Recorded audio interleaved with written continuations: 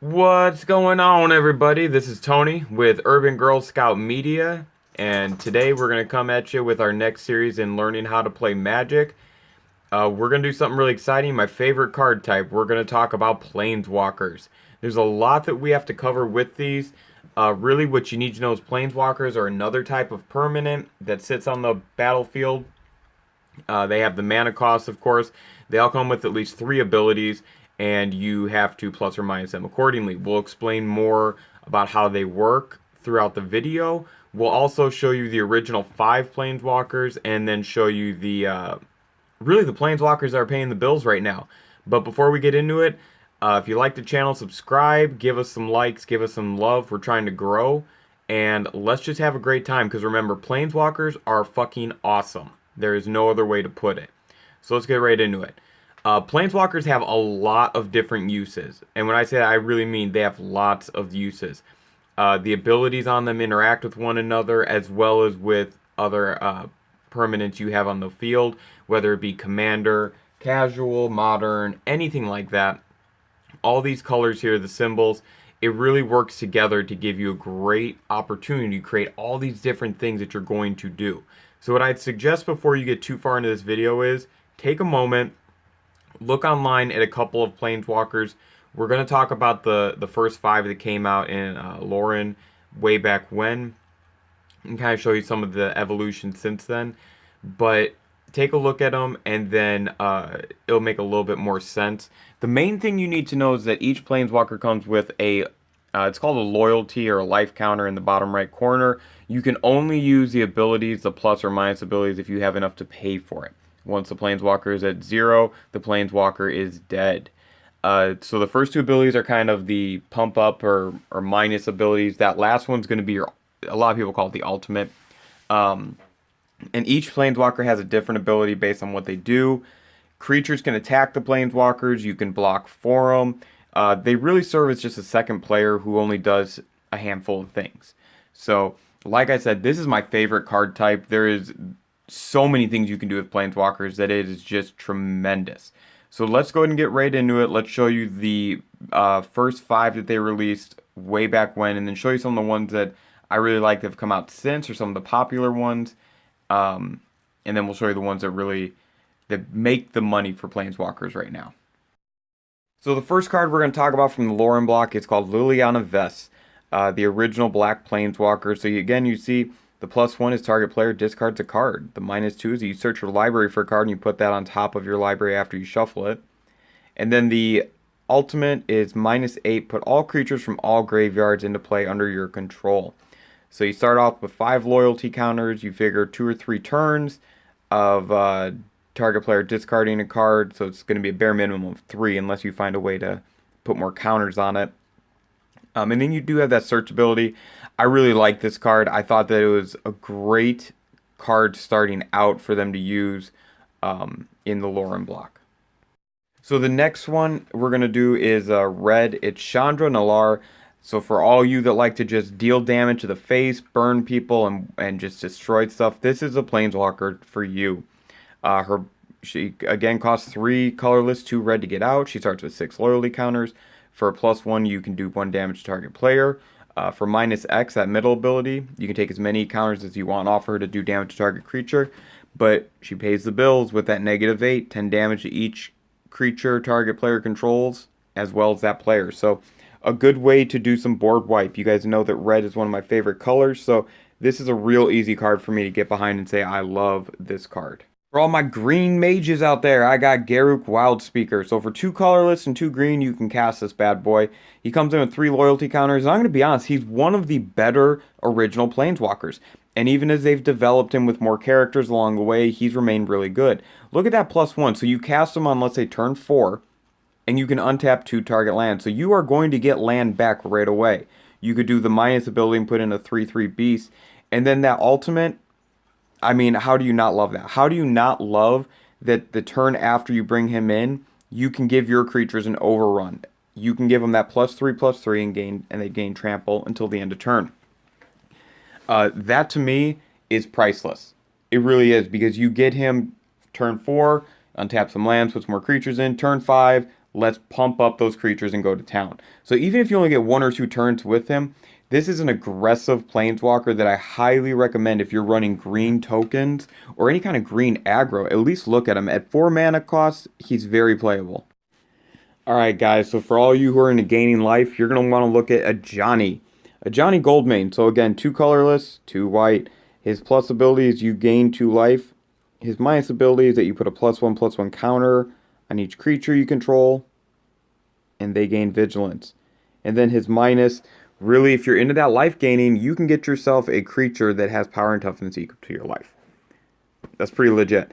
4 loyalty points there in the bottom right corner. You know, this is probably my least favorite of the original starting 5. A little bit slower in my opinion, and really that creature is not indestructible. So whatever you create with this ultimate, you're really looking at basic removal can get rid of that card. So you're gonna have to figure out a way to protect it. But overall, man, if you're liking the life gaining, you see he's floating around, you know, $8-9. Not a bad card to pick up. Again, I love planeswalkers, so this guy isn't the worst planeswalker I've ever seen. Alright, so that brings us to the last color of the original 5, and that is Jace Beleren. So let's stop for a second and say this. Jace is one of the most popular characters in all of Magic. He's probably the most popular planeswalker. Him and Liliana, definitely, of the original 5, go back and forth in terms of who's most popular. So Jace, again, sticking with that blue, he wants to draw cards, wants to hurt the opponent, manipulate things. So he's the cheapest of the originals. 1 blue, 2 color. Sorry, let me try that again. 1 colorless, 2 blue. Comes in with 3 loyalty counters. The first ability is each player draws a card. Very political move there, and everybody will be happy those first few turns you're drawing cards. The second one is -1. Target player draws a card, so maybe you just want yourself or one person to draw a card. And then the last part, target player puts the top 20 cards of his or her library into his or her graveyard. Now that's pretty expensive to get to on its own. They did do another Jace down the road that does something similar for a lot less effort. But overall, this is a great Jace. It gives you a political move, and it gives you 2 different political moves if you really think about it. I love the fact that it's the cheapest of them because you're going to get that draw advantage early in the game. So we're going to go through some other planeswalkers, and you'll see that Jace has other prints and other versions of himself that, same with Liliana, that are just absurd. Alright, so from here, I'm just going to put some pictures up of other planeswalkers. I'm not going to go through each one. You can kind of read them and see what you got there. You guys always know you're welcome to shoot me questions in the comment section, inbox, whatever. You can always email me at urbangirlscoutmedia@yahoo.com. But these are just other planeswalkers like this Ral Zarek. I really like him. He was one of my favorites that came out. So you'll see that they have multicolor planeswalkers as well. Another good one is the Sorin, Lord of Innistrad. Planeswalkers have developed a lot. There's planeswalkers who do all sorts of different things. I would just go and sit and read the abilities because there are so many different cards, so many different things that they do. Like this guy doesn't pump himself up at all. You see that he's kind of like a suicide planeswalker if you think about it. But there are so many things these planeswalkers do that I would just go and look through them because you will be amazed what some of the interactions you can do with the cards you have on the field. Planeswalkers, if you do planeswalker decks, things like that. The interactions are priceless. Absolutely priceless. But what I want to do now is I want to talk about the 4 most expensive planeswalkers in Magic, the ones that are really the marquee cards in my opinion. So the first card is Ugin the Spirit Dragon. You'll see this in modern decks, you'll see this in some Tron. All sorts of different decks are running them. That colorless 8 with the mana ramp that we have available, you see he's a $35 planeswalker. He does a lot. He does a lot. His +2 ability is that he does 3 damage to target creature or player. The -X, you can basically board wipe with his second ability. So the second that you put him on the field, you can board wipe, including him if you want to. And then that ultimate is pretty great. But honestly, I think that second ability is where he's made his mark because you can consistently just board wipe smaller things. This card's real powerful, and you'll see as we go forward, this actually isn't that expensive compared to some of the other planeswalker cards that we're about to see. For example, we've got Karn Liberated. So I've had so many bad matchups with this card. This is a tough card to deal with. So he comes in, the +4 is a target player exiles a card from his hand. The -3 is an exile target permanent. The ultimate is you reset the game and you get those exiled abilities back, or exiled cards back. So this card, when it comes out, is as close to an oh shit as possible. It really is. There's very few things that you can do other than just go right at it, counter it. You have to be aggressive. You cannot leave this kind of card alone, no matter the format. You can't leave this card alone. This card gets dropped down on the field, and everybody pays attention. That is the type of Planeswalker card this is.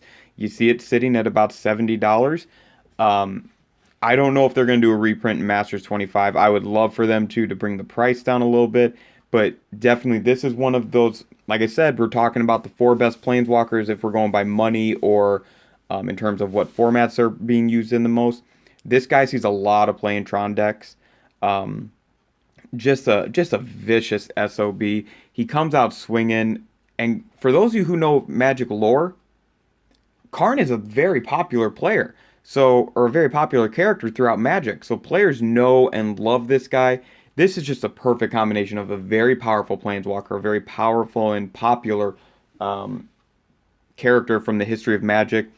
It just couldn't have gone much better for them. My frustration is that I have lost my fair share of matches to this card in many different formats. All right, so let's go back to some colors and let's do black. So I told you earlier, Liliana and Jace and all them, they have other versions of their card that comes out. So this is another one. Liliana the Veil. She is a mean bitch. 1 colorless, 2 black. So her plus ability is each player discards a card. Her minus ability is a target player sacks a creature. And then her ultimate is that you separate things into 2 piles and you sacrifice all of 1 pile. She is just mean. Her main 2 abilities are what got her so playable in Modern. A lot of decks run her. She is just mean. Another one of the Planeswalkers that when she comes out on the field, you have to be aware and you have to take action. If you just let her sit there, she's going to grow. She's going to abuse the situation. She doesn't have any political maneuvering. This is all about hurting and screwing you over as the opponent.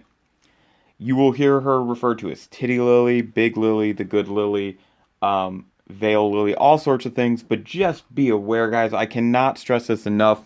This is a very popular card. It's gotten a reprint.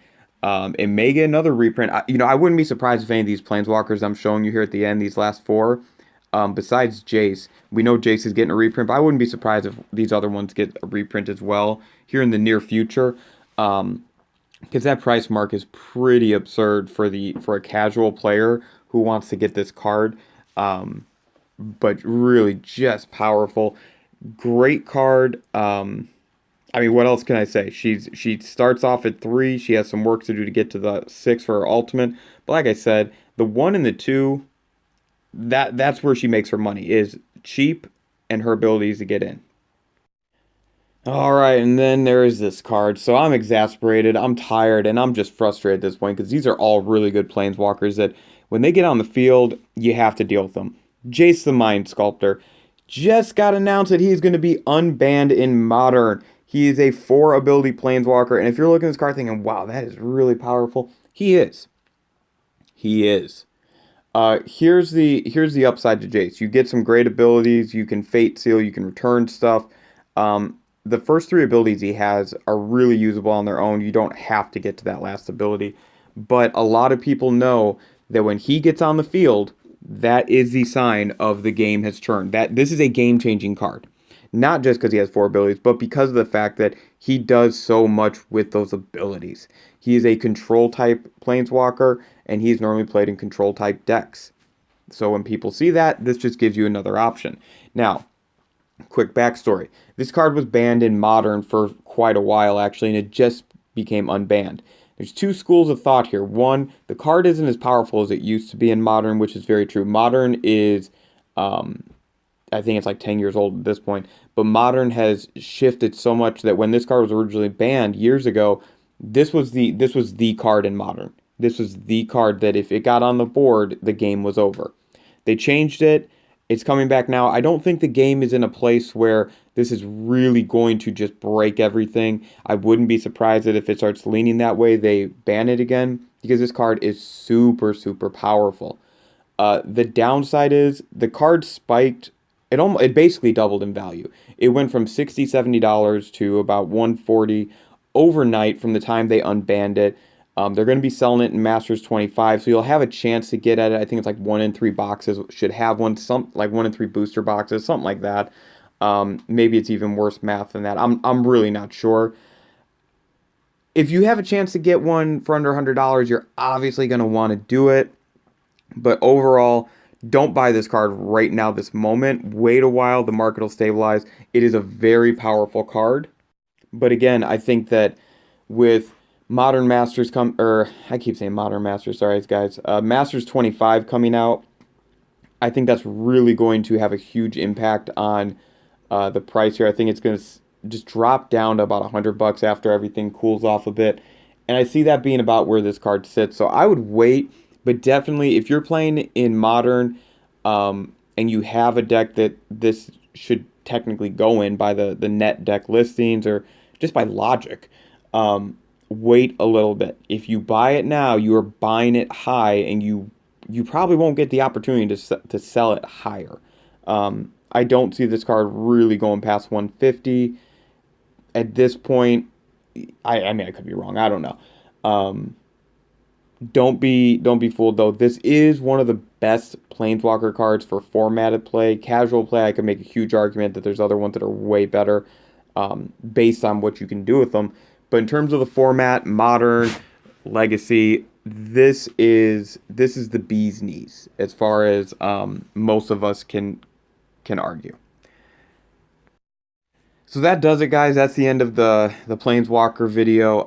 Again, these videos are real quick. They're not meant for you to sit down and learn everything off of everything there is to know about Magic from these. It's just supposed to give you a heads up and a clean idea of what to expect. I appreciate you watching, though. Hopefully, we haven't confused you too much. Just remember this picture here with all the color symbols. That'll be something that we'll start discussing more in depth as we keep going. But again, thank you guys so much. Subscribe to the channel. Tell your friends. Help me out because I'm trying to get away from working full-time, and this channel seems to be my best investment towards that. Love having the audience. Thank you guys, and we'll see you next time. Come on, Titty!